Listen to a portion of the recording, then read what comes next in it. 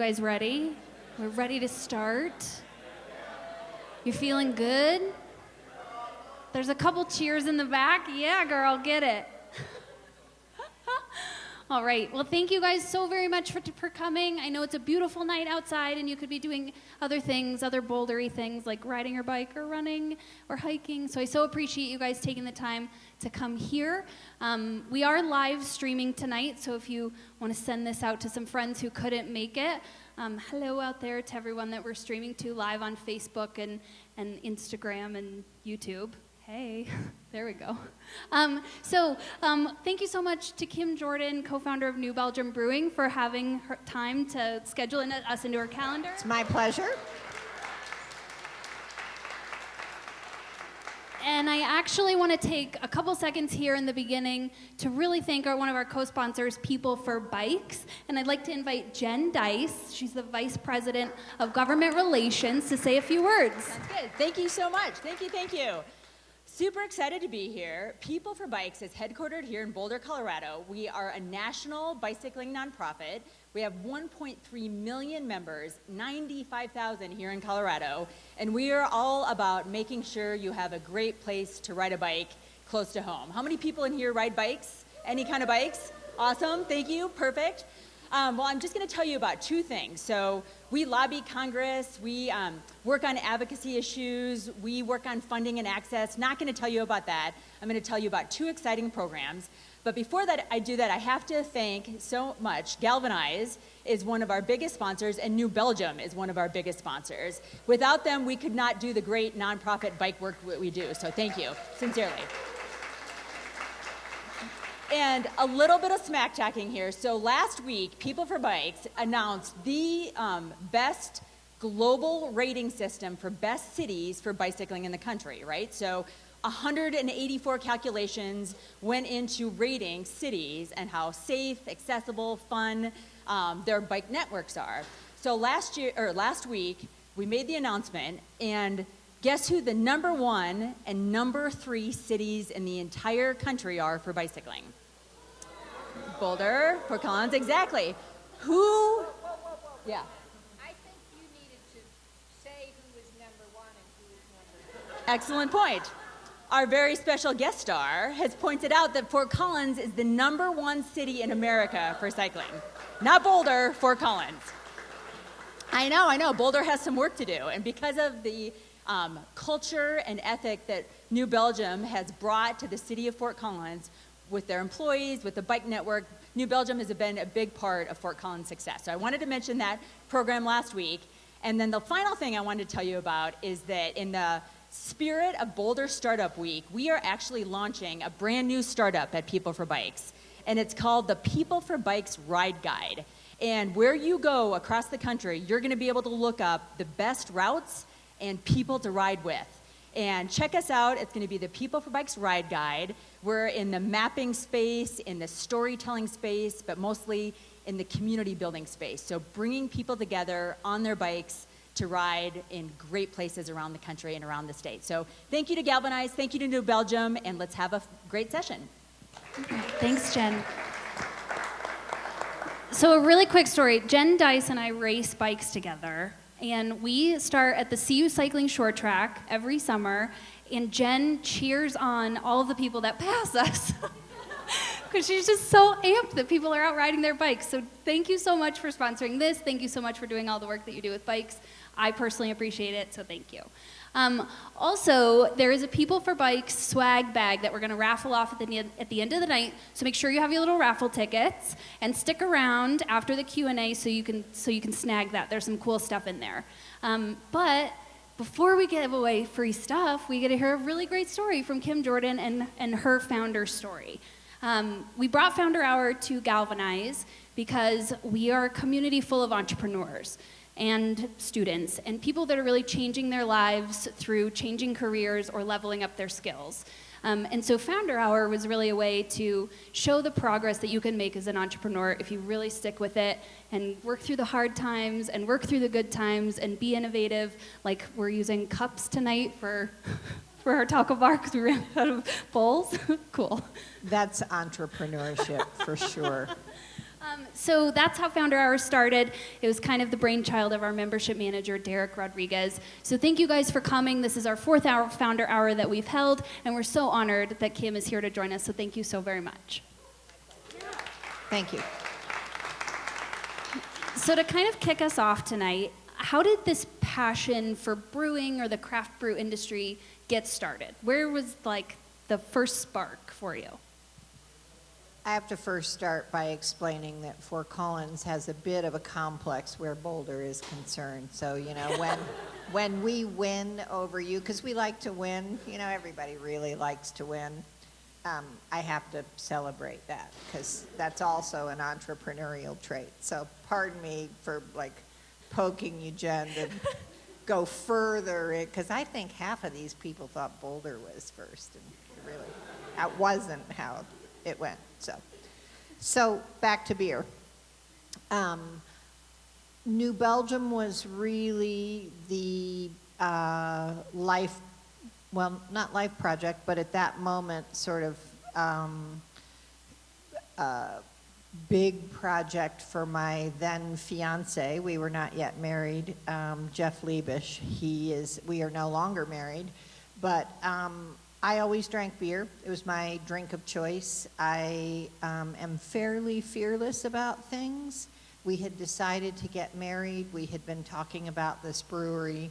And so it wasn't a big stretch for me. And what I really remember most about that was thinking, I do not want to be the kind of partner that says, well, you have a family to support and, you know, we need to pay the mortgage. And in fact, we took a second mortgage out on our house, but we were both professionals. He was an electrical engineer, I was a social worker, and so we had the ability to sort of do something else if it didn't work out well. And I just really remember, for me, that was a big deal. I don't want to be the person who sort of says no, because I'm a big fan of yes. And were you living what brought you to Colorado, I guess, is where we should start with the whole story. So I have been in Colorado since 1976. I recognize that most of you were not yet born. I'll be talking to my coworkers about something that happened, and they're giving me that look, and I'm like, yeah, you weren't born. And they're like, yeah. No, I was not born. So no matter what it is. But I graduated from high school when I was 16. I moved to Colorado when I was 17, and I have one of the most varied resumes. I've been a small mammal trapper for the Fish and Wildlife Service and a bird surveyor. I've been a caretaker of a racehorse ranch. I've been a short order cook. I've been an academic advisor for a community college. I have a fairly varied past, sordid past, even before CEOing. So. And you mentioned you were a social worker. Uh-huh. What took you from social worker to full-blown New Belgium? Like, what gave you the courage to kind of step over that ledge and say, I'm ready to give up like the full paycheck. I'm ready to just kind of start this thing and make it happen. What was that tipping point like for you?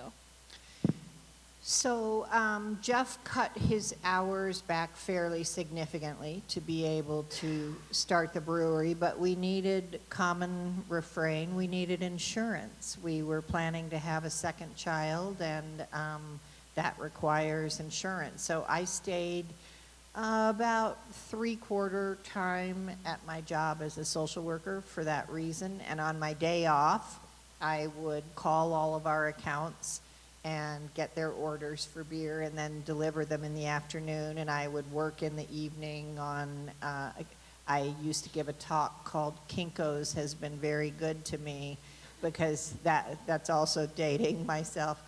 But there was a time when pretty much every night I was in Kinko's making color copies, and the equivalent today is eating out of the plastic cups rather than having a bowl for something. But, there was a point where, well, one, I had that baby. And so the sort of extraordinary medical circumstances of needing maternity care were solved. And we were able by then to, both of us, devote all of our time to growing the business. And, you know, things were going well. And again, we always knew we could go back to other things if we needed to. And I am fairly, you know, I didn't worry too much that somehow we were going to be left out in the cold. If you're bright and you know how to work really hard and you're a good problem solver, those are three, and a, you know, just sort of decent human being, those are 4 characteristics that will take you a long way, I think.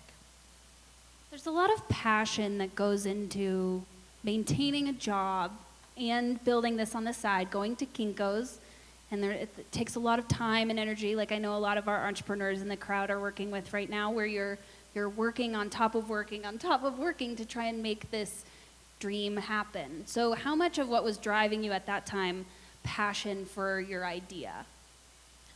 Certainly a lot of it. I think there's passion. There's also youth. I will say that my ability to work, I could do it, but not in the sustained way. I mean, I had 2 kids, so very quickly, the Great American Beer Festival, in those days you served your own beer. They're kind of back to that model now, but there was a period in between where that wasn't so. But we were serving our beer. So Thursday night, Friday night, Saturday night, I served beer at the GABF. The following Wednesday, I had our second kid, Nick. You can imagine beer drinkers were like, whoa, I'm not even sure if I want to take a beer from her. She is like fecund to the point of scary. And then the following Monday, we moved into our second brewery. So, you know, when you're young and you have, sorry, I'm looking at people who are closer to my age, your ability to get up and do it again in a big way is easier when you're young than it is when you're older. I'm just saying. But there's also passion, and that is not to be underestimated, because say we were making door stops. I mean, that's just not, but even door stops, one of the things for me that really gave me passion was, how do we organize this thing, this, you know, nascent community that then, you know, first it's the 2 of us, and then it's 4 of us, and oh, we're having our second retreat, and now there are 7 of us. You know, how do you organize this nascent community to kind of attend to values, heart? We were applying an ancient art form, a craft that I feel really proud to be a part of. We employ everything from unskilled and semi-skilled labor through PhDs in microbiology. And, you know, I saw the potential of bringing all of this together in a way. I'm not sure I could have gotten so excited about doorstop. I mean, you don't get together and sit around and mess with the doorstops the way that you do with beer. But part of what really surprised and delighted me was the opportunity to use profits and organize human potential in a way that was consistent with what I thought was important. And so I loved that I love it now. We have we bought a couple of breweries in California, and I'm doing that again with those teams. But I loved that opportunity to say, what do we want? What do we stand for? What's important to us? What do we want this thing to be? I loved that. And we'll touch on that piece in a little bit. Okay. Your mission is one of those missions that's really inspiring to me, so we'll touch on that for sure. But I do want to kind of set the framework. What was going on in craft brewing at the time? Because this is the early 90s, 91, 92, 95 is when you opened some stuff. So what's going on in craft brewing at that time? Where was New Belgium kind of in the mix, and what was the culture like?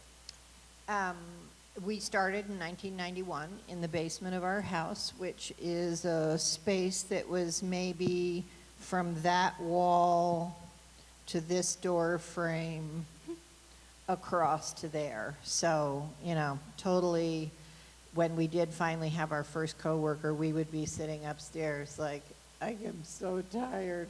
And the guy his name was Mark, the guy that worked for us would walk by to use our Cuisinart to chop the cherries for the cherry beer. It'd be like, hi, Mark, you go, man. So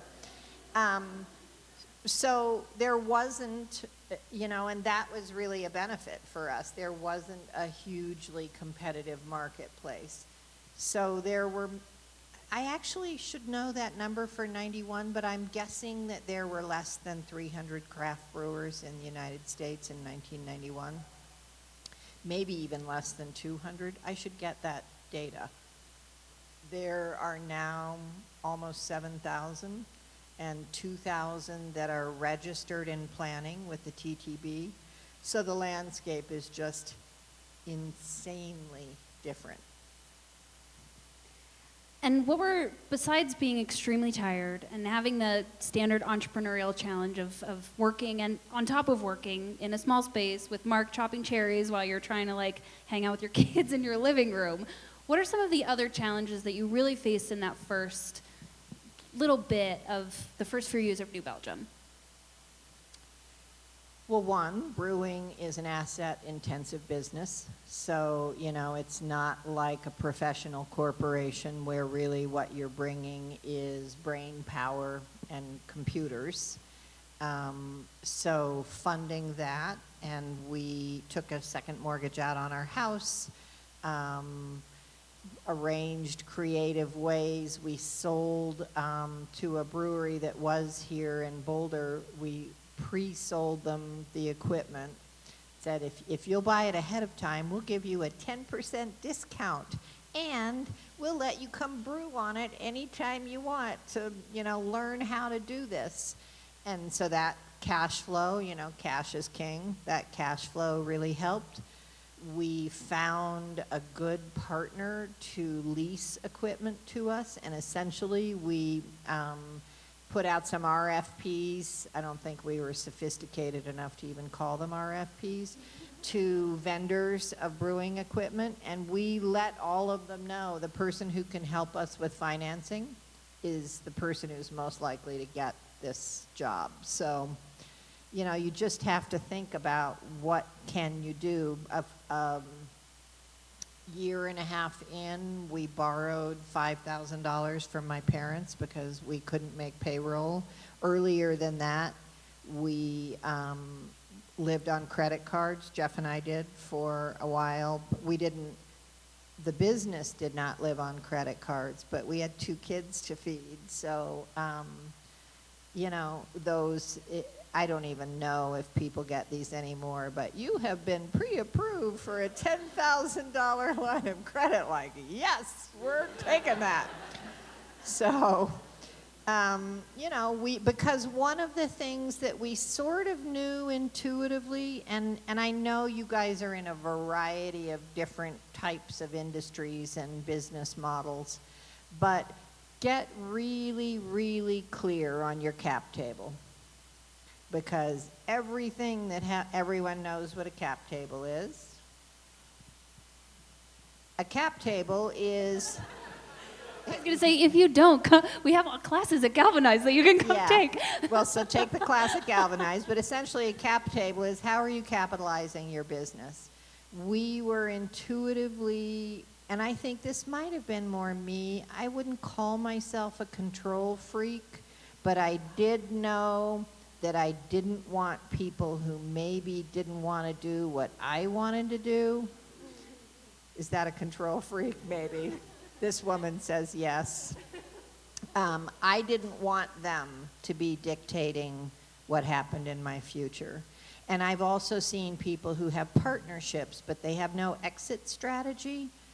That's another, it seems unseemly to be talking about the what if we get divorced before you've had the wedding. But I'm telling you, while hormones are high and people are excited, that's the best time to be codifying how we're going to get out of this if we have to get out of it. Because if things get ugly, that is not a good time to be doing it. Then it's just lawyers and rancor. So as how am I going to say this? I'm going to ask this question because you're our first woman co-founder that we've had.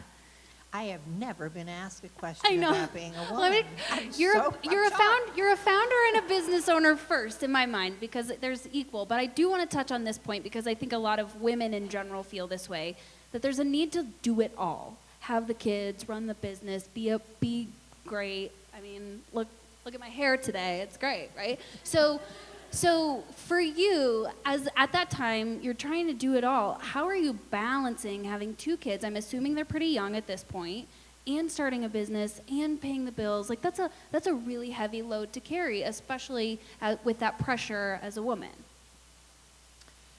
Well, I thought you were going to ask a different question, but the answer to that question is youth and tenacity.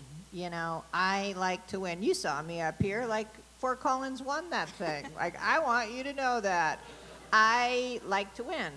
And part of winning is you have to get up every fucking day and do this thing in a big kind of way because, we watched our fellow brewers like, oh yeah, we're shutting down the brewery and we're all going to someplace, we're taking the week off or like we did not do that. We beat people to particular milestones.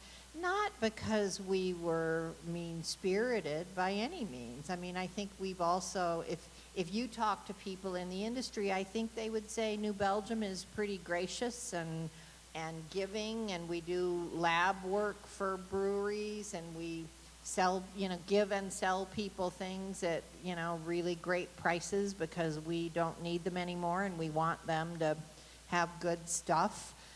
But because the way that you do well, I mean, schoolwork, chores when you were a kid, whatever it is, the way that you do well is to apply yourself and really get after it. And if it's something that you don't need to get after, well, then you throw those things aside. But the things that you do need to focus on and be good at, you focus on them so that you can be good at them. It's kind of simple, but not easy.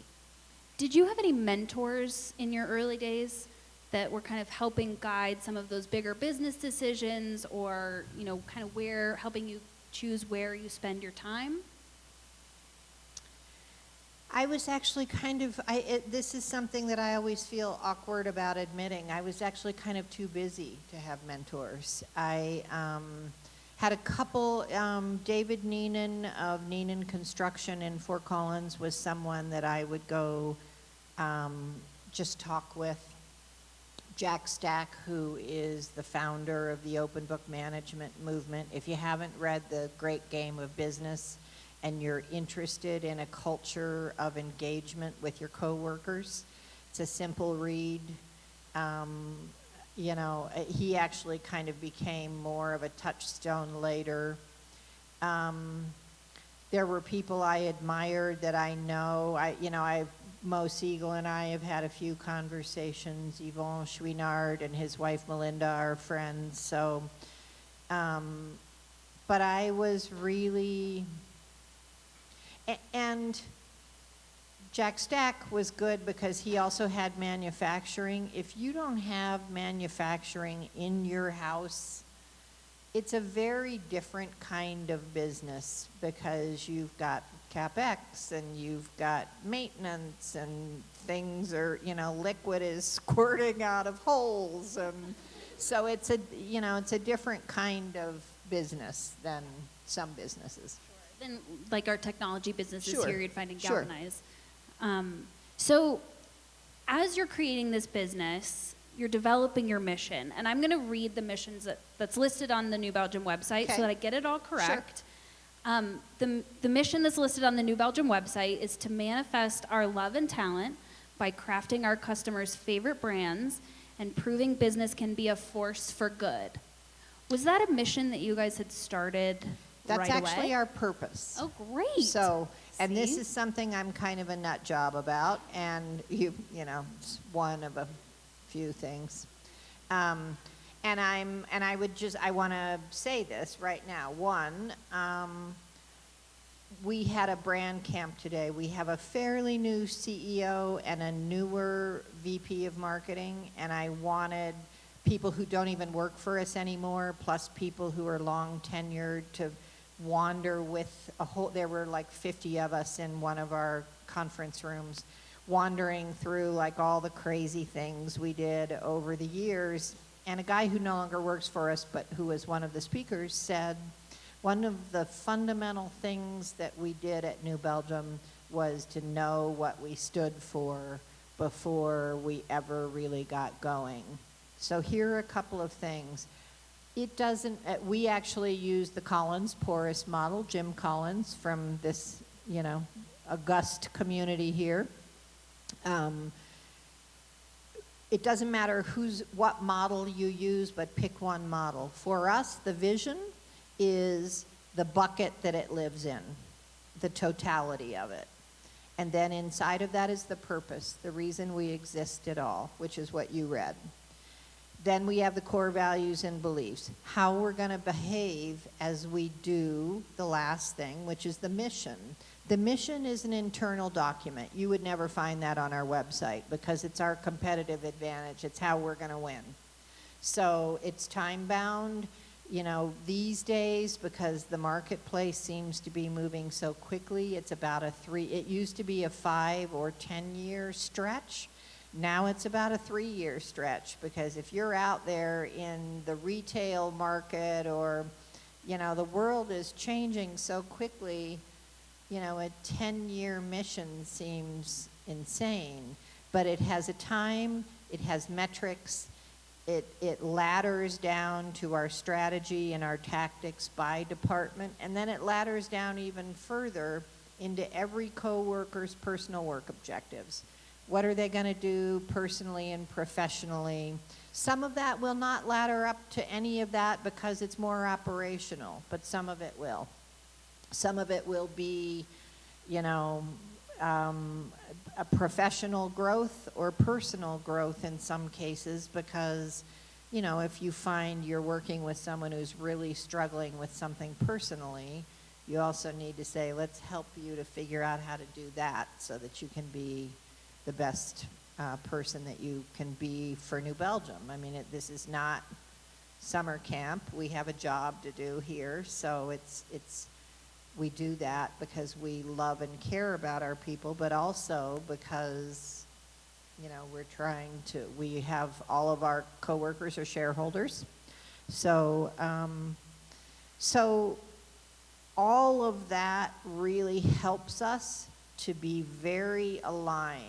And when you're aligned, your energy can move efficiently. If you're not aligned and like somebody's like, well, you told me that, but they told me that, and we don't know what the fuck we're doing around here, you waste a lot of energy that you could with just some really good communication and engagement. You really could make everyone, and not only does it make the process go better, but people feel better because they're not so nervous. If you have coworkers who aren't sure what they're supposed to do, they're always a little bit nervous because they're not sure if they're kind of coloring outside of the lines. So. And did you have that philosophy going in, like right away, 1991, 92? Oh yeah, I knew it all. No. No. Well, you had worked previously, so you had some experience. Right. I mean, you were a small game catcher, so I don't know how much, you know, like brand mission value goes into that. But knowing that there's this need for a monumental effort all in the same direction. I knew when before Jeff and I ever made any beer, we went on a hike in Rocky Mountain National Park, and we brought our notebooks and we sat down and we wrote out we talked about and wrote who we wanted to be. He was winning because we were going on a hike. I was winning because it was such great inspirational language, and I was so excited that we were co-creating this thing. But so that was a piece of it. Then I read Beyond Entrepreneurship, which is the Jim Collins book. It's, before things really, blew up for him. But it's a very good book if you're in the entrepreneurial stages and trying to figure out how you kind of express what it is that you want. And again, figure out a system that helps you to understand how you express that and use it and be relentless about it. So you say to me, I read this about your mission, and I'm like, oh no, that is not our mission. That's, our purpose, because I want all of our coworkers to know what all of those things mean and how they nest together to make us who we are. And I want to say one last thing. Please. In there is love and talent. Our average employee in those days was probably a 26-year-old guy, beer drinker, maybe home brewer. They did not want to talk about love. And I kind of forced them to, because I feel like, the world needs more people who understand that business can also encompass love. And, we're not talking eros, we're talking agape, and it's, there's probably some of that too, given our demographic, but, we spend a lot of time at this thing called work. And if it doesn't feel like people have your back and you're there to love one another and celebrate your best stuff and high five in the hallway and check on someone's weekend and just love one another, I kind of don't know why we do this. So that's my thing about that. Thanks. We've got tears in the front row. No, I'm kidding. Oh, I'm a big crier. My folks are like, there she goes again. That's She okay, makes me me too. cry every time. Oh. So- And then how do you stay true to your purpose and your values as you scale? What are some of the iterations that you take with your coworkers and management? How do you employ those as you scale? Through a lot of focus on it. I believe that everything we do is brand. And so if your brand is going to be a brand of love and excellence, which is essentially what love and talent are, this is the drawback of drinking beer while you speak,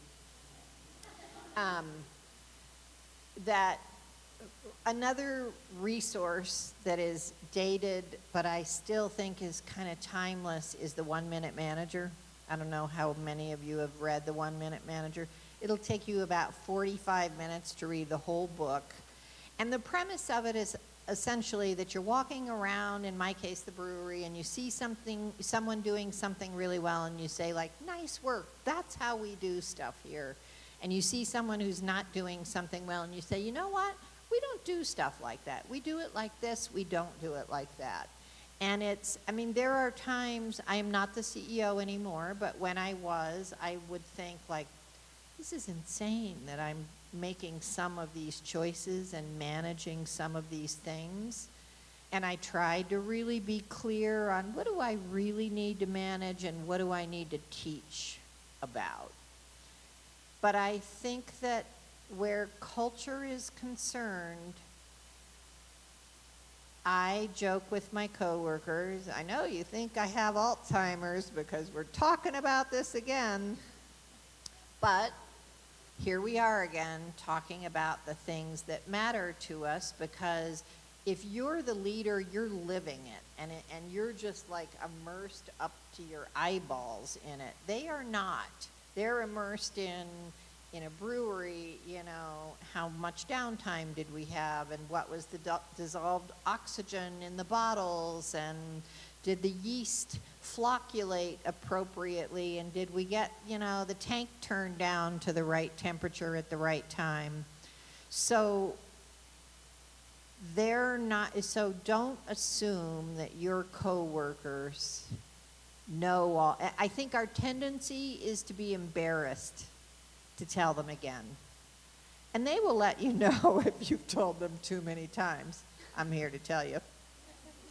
But if you feel like it's something that you need as a leader to say, hey, I'm noticing this thing, or that's a problem, in your most skillful way, I have this belief that that saying, she told me to go to hell in such a nice way that I was pretty sure I was going to enjoy the trip, that leaders need to be really skillful at communication, because people who are not leaders are terrified that, power is a real thing. And if you're a leader and you think that, oh, they don't care, you can fire them. They can't fire you. And that's sort of the crux of it. If you can fire them and they can't fire you, you have an unequal relationship. That's just the nature of the game. That's the way it is. But don't ignore it as if it's not really happening, because it is. And so, you know, you need to figure out how to be graceful and loving and still firm and holding people accountable. So, And being very cognizant of New Belgium and your culture, we have heard, and it's kind of like a model that a lot of us entrepreneurs out of Galvanize hear about and think about, is how much your employees love working there. And we hear it time and time again, and that's really like a pillar for you guys, is the treatment of your employees, and they just want to stick around. Like, any of us that want to get a job in New Belgium is like impossible, because no one ever leaves. I mean, which is great, but also bad for the rest of us. Well, it's also bad for New Belgium, because new blood, you know, we like to all think that if we all stay together for forever and ever, that'll be great. You need new blood. You need new expertise. You need new enthusiasm. You need people who say, wow, you think it's a problem that New Belgium is saying that, you know, you need to meet a deadline? Like, that's a pretty standard thing in a corporate world. So, but your employees still love working there, is really the main point I was getting at. It's the free beer. I think that's what it is. And New Belgium is now 100% entirely employee owned. Yeah. Yeah. So what was the choice there? At what point did you say, we want to start giving the business back to the employees and empowering them to feel like they're really a part of this thing, beyond just like showing up for a paycheck? I want to go back just a second. I sometimes joke about my coworkers, but the vast majority of them know how much I love them, and I know how much they love me. So when I joke about them, it's not, you know, I feel very secure in our relationship with one another. We started with what was a phantom stock plan in 1996 because I wanted to acknowledge that we were working our asses off, and that required everyone to work 14 hours or whatever it was that we were doing. And we talked to experts. And one of the great things about being an entrepreneur, especially if you're successful, is you don't have to listen to experts. And when you have those moments, if things are going well for you, like listen to what they say, kind of weigh that, but The experts said, oh, well, yeah, equity or some sort of synthetic equity, which is what a phantom stock program is, you really only give that to management. I heard this exact phrase, because you can get a new forklift driver any day. And that's true, I can get a new forklift driver any day. And the way that we did it was through a pro rata share of the total wage pool. So it acknowledged that you have people who are providing more of the strategic sort of firepower of the organization. But I can't get Doug Miller, the forklift driver, who has been with us for 20-some years and has been on all kinds of committees and stands up in front of our all staff to talk with people about, what employee ownership should and the rights and responsibilities of that. And so for me, that was not a model I was so interested in, so we did it for everyone. And that was in '96. And then S-Corps, which is what we are, were allowed to be ESOPs. And so in 2000, we sold, so the first was a gift, the first 10%. In 2000, we sold 22 additional percent to our coworkers. When Jeff and I divorced, the company and I bought his shares and retired them. And so then the denominator was smaller, and so they owned 41% of the company.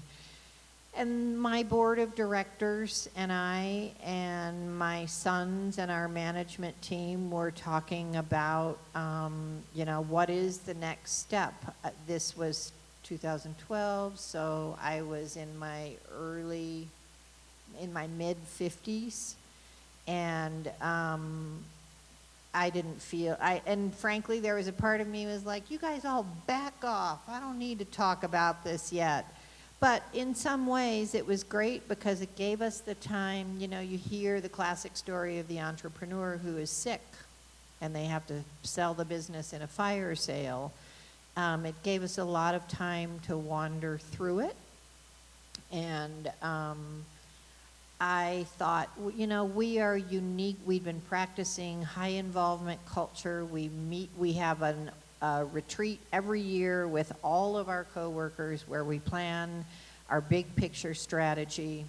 Every month we go over all of the financials. They know where the money goes. Every quarter we go over the strategy and how we're meeting that. So it's a very transparent culture. So we were uniquely suited to do this thing next. And for me, the thought of selling I could have easily sold to any number of the usual suspects. And I did not, because that for me was not as meaningful as trying to have the turn of the liquidity wheel in a way that supported this notion of regenerative capitalism. And also that, it's hard I said earlier that we have unskilled labor through PhDs. There are a lot of people in America who don't get to own anything. And the people who own things are kind of in a rarefied band, becoming smaller all the time.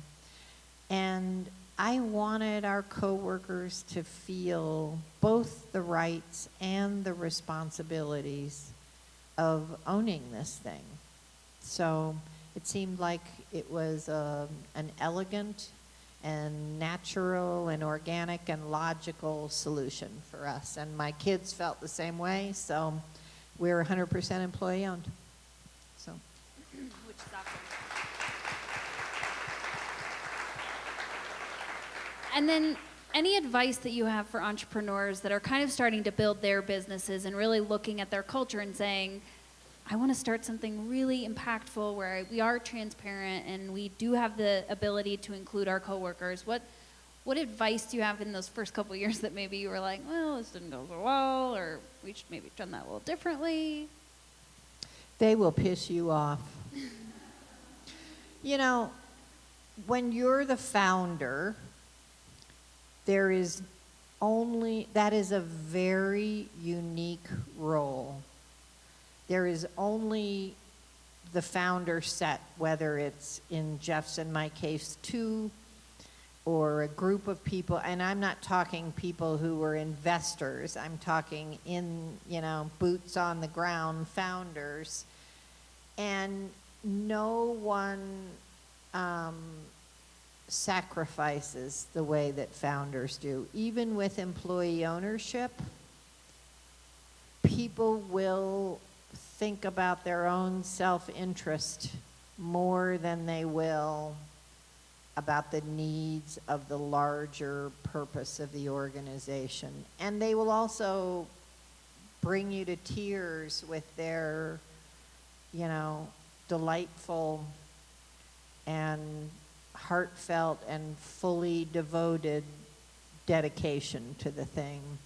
But I always feel like you want to focus on the 95 to 98% and not let the 5 to 2% distract you, because it's easy to take it personally.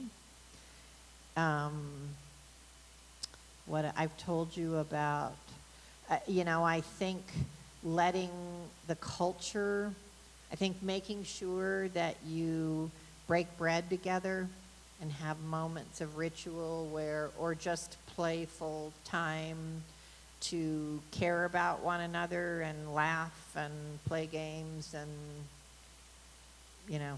we did all kinds Drink beer. Yeah, sure. Well, for us, that's yeah.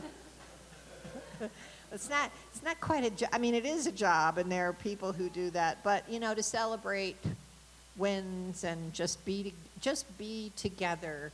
I live in San Francisco. This is a total departure. I'm sorry. I live in San Francisco part-time, and I live right next to the Castro, and I go to a great gym, and it's almost all tech guys in there, and they're all on their phones the whole time they're in the gym. They're like,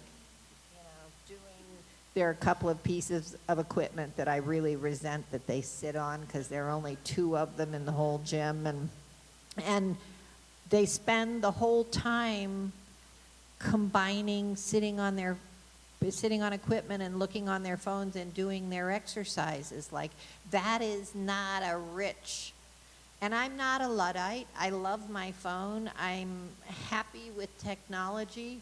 But Jesus, people, we also need to pick up our heads and look at one another and have a beer and have some pizza or whatever you're eating, and celebrate being together. And I think that helps to really provide a rich culture when you do that.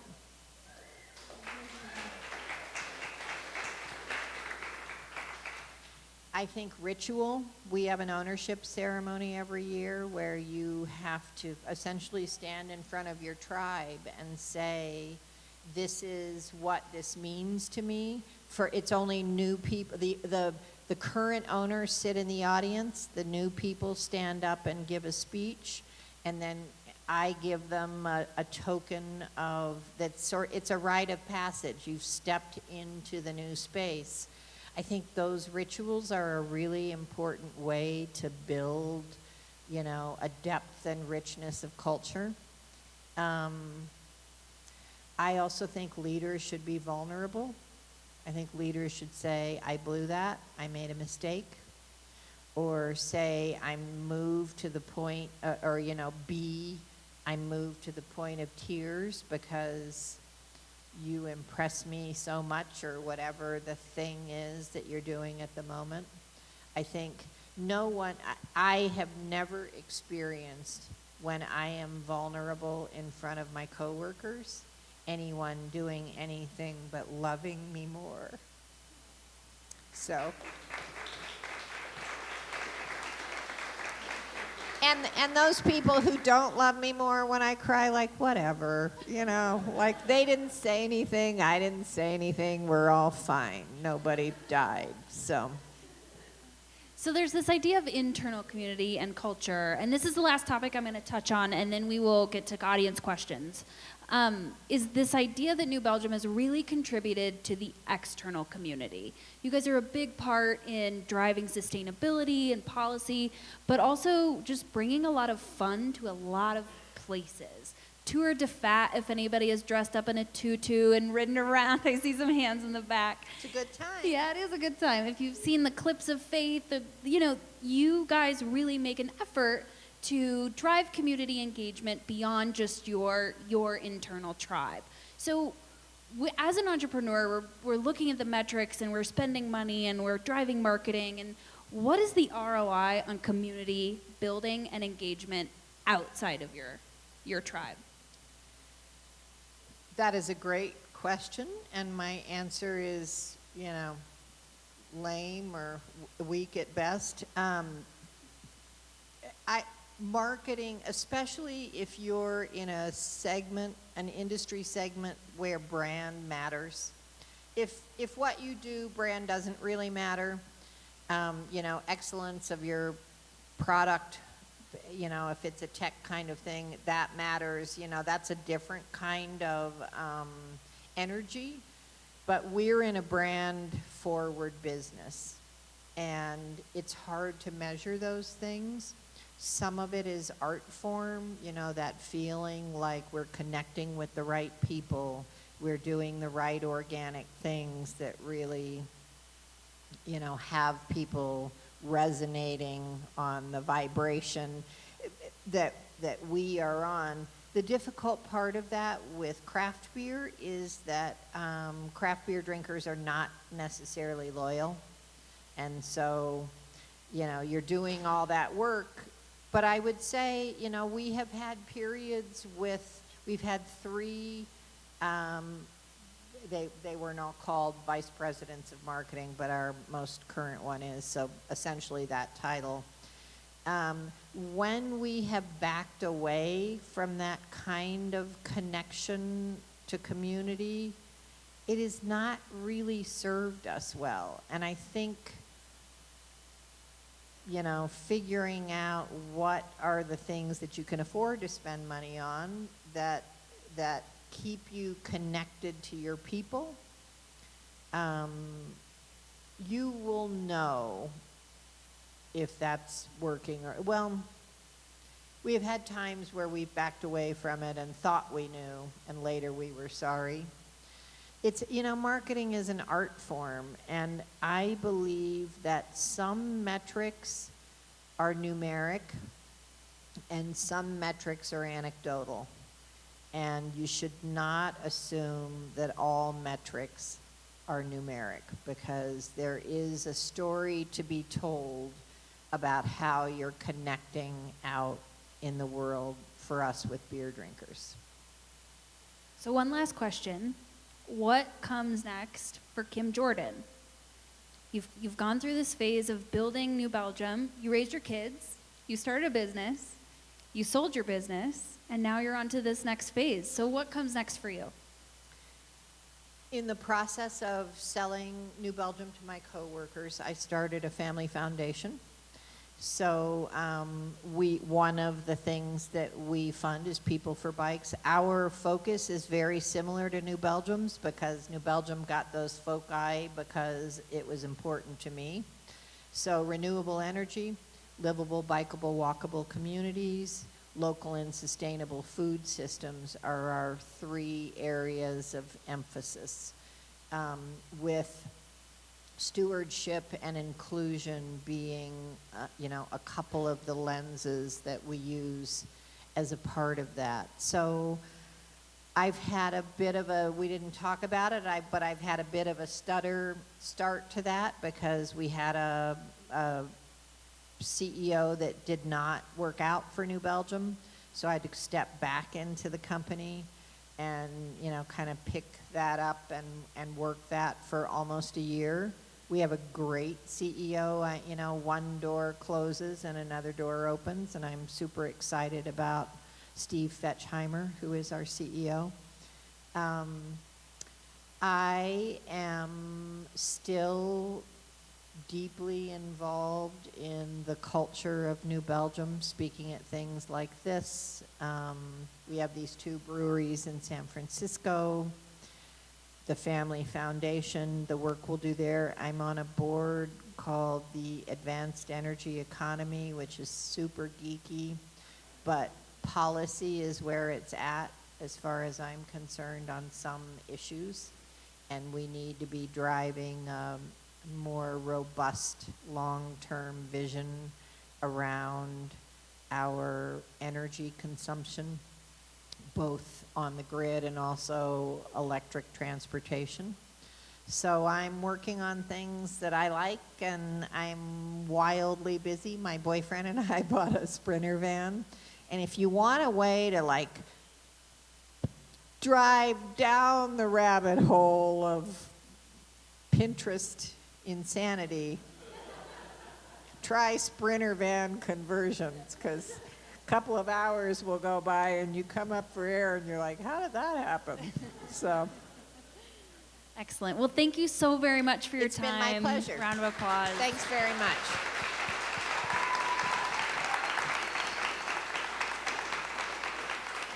And we have about 5-ish minutes for questions, and then we will go give away the raffle. If Jack could go grab that raffle for me. He's not listening to me. Jack, can you go grab that raffle bag for me? Thank you. He's too busy talking about beer back there. So we're gonna for all of you streaming, we're gonna take a couple questions from the audience. You should be able to hear them, and then we'll move on to the raffle. Does anyone want to go first? Hey, Kim. I just want to say thank you for coming out here and how much I enjoyed your talking. Yes. So, number one, you had me at trapping, and then when you said you were working on a ranch, and now basically I'm just in love with you after talking about having a Sprinter van. I mean, come on now. But I did feel that it was important to point out that I did live in Fort Collins for a while, but I now call Boulder my home. I do. I have a question, okay? So, yeah. So, Focus power. back when I started in college, New Belgium was like this, maybe like counterculture, small brewing company where we weren't drinking bud. This was something exceptional.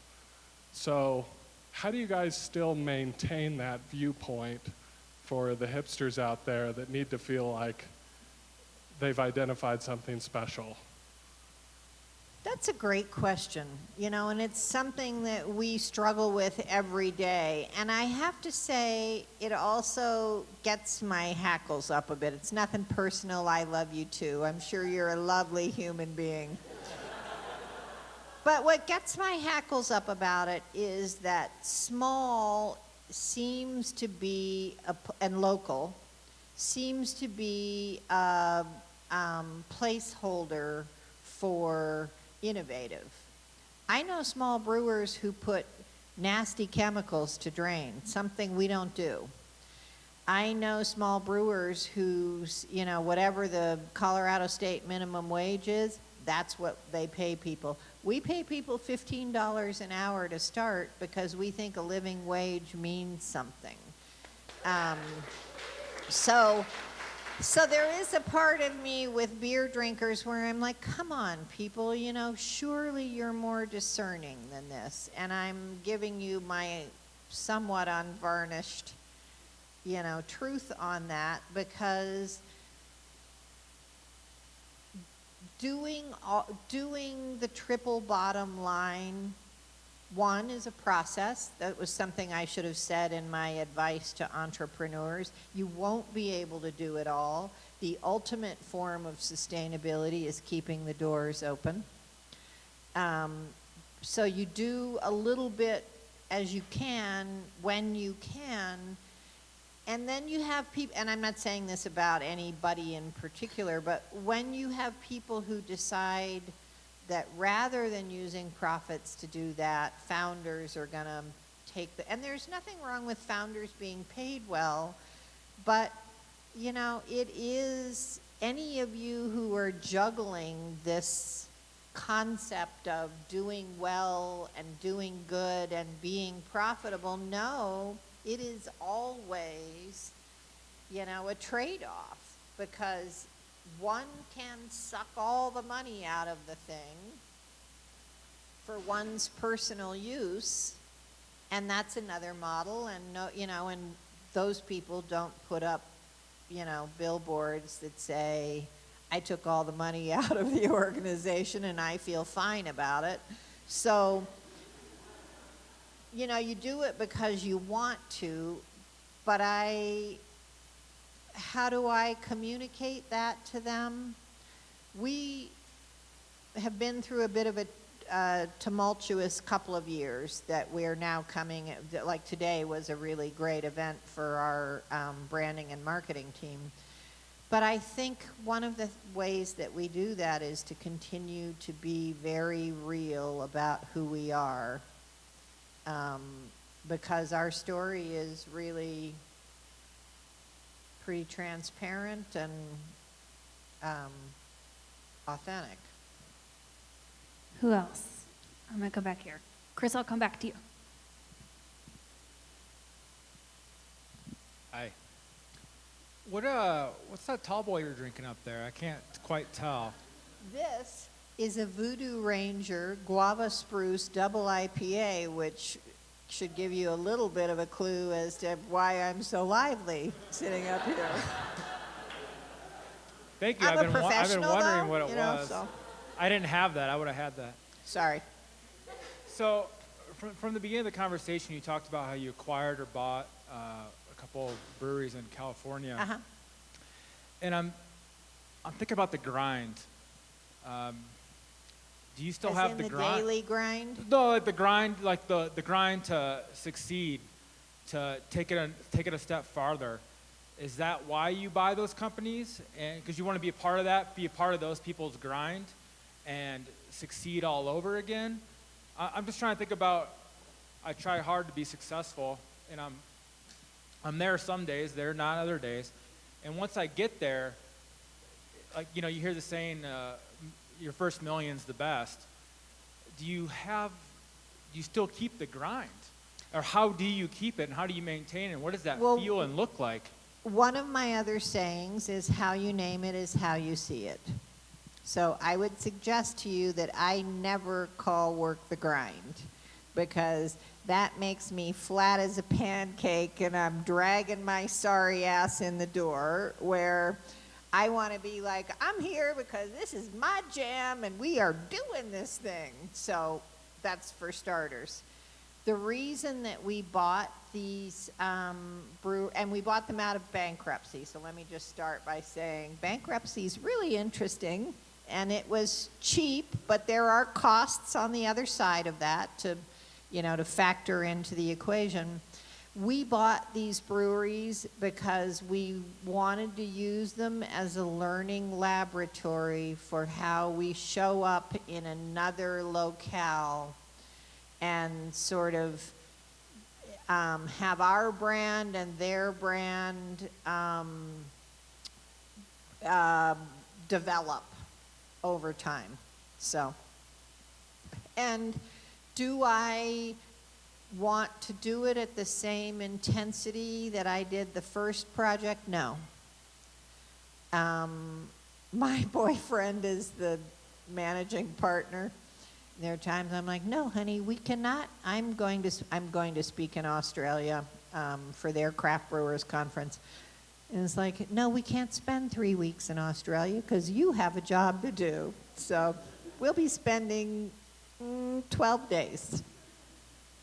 All right, time for one last question, and then we'll get to the raffle. Who wants it? Who wants it? She's had her hand so up since the I just have to very say, beginning. this woman has been to every single Founder Hour. So thank you so much for being a dedicated Founder Hour attendee. Thank you, Katie. As a woman of a certain age, I appreciate everything that you just said. I loved every bit of it. I learned a lot. Thanks. I felt a connection. I think we could be best friends. And I want to know, he's out. I want to know why New Belgium? Why the name?